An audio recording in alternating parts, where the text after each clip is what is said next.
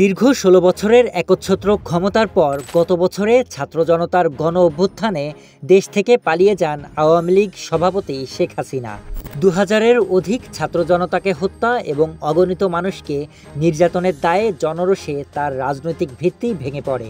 ২০২৪ সালের ৫ আগস্ট তাকে ক্ষমতা থেকে সরানোর পর অন্তর্বর্তী সরকার আওয়ামী লীগের কার্যক্রম নিষিদ্ধ করে। এতে দলটির সাংগঠনিক কাঠামো পুরোপুরি ভেঙে পড়ে।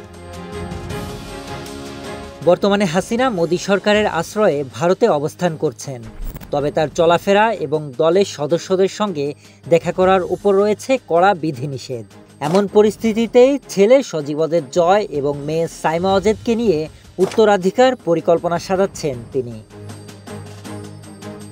সজীব অজেদ জয়, যিনি বাংলাদেশ ও মার্কিন নাগরিক, সম্প্রতি আন্তর্জাতিক গণমাধ্যমে সাক্ষাৎকার দিয়ে আওয়ামী লীগের প্রধান মুখ হিসেবে নিজেকে তুলে ধরেছেন।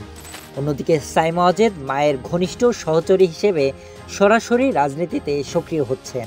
বিশ্ব স্বাস্থ্য সংস্থার পদ থেকে ছুটি নেওয়ার পর তিনি আবারও রাজনৈতিক পোস্ট করা শুরু করেছেন, যা তার সক্রিয় রাজনীতির ইঙ্গিত দিচ্ছে। সম্প্রতি বিবিসির এক প্রতিবেদনে দাবি করা হয়েছে শেখ হাসিনা কংগ্রেসের রাহুল প্রিয়াঙ্কা মডেল অনুসরণ করছেন, যেখানে জয়কে প্রধান নেতা এবং সাইমাকে সহায়ক ভূমিকায় রাখা হচ্ছে। আওয়ামী লীগের ভেতরে এ নিয়ে আলোচনা থাকলেও এর সংবেদনশীলতার কারণে প্রকাশ্যে মন্তব্য করতে চাননি কেউ।